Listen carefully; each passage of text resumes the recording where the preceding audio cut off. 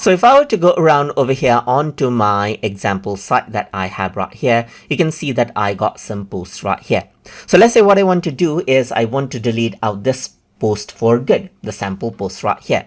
If I want to go ahead and do that, I can simply go around over here onto my dashboard right here and then go around onto my post section. So let's just go around over here and you can see that I got published post right here.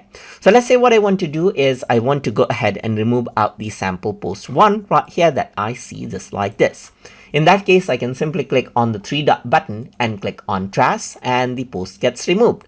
If I were to go around and refresh, then you can see that the post is not there anymore. If I were to go around onto the trash section, then this is what you have, as you can see.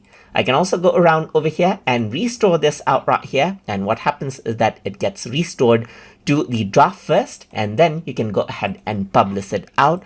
And then what happens is that it simply gets back right there again.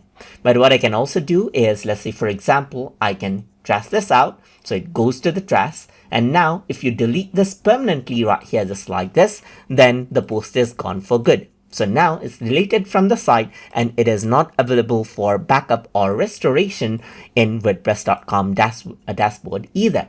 And that is how you can delete out posts for good inside of wordpress.com and recover the post that has been deleted as well. So I hope you guys learned something as always.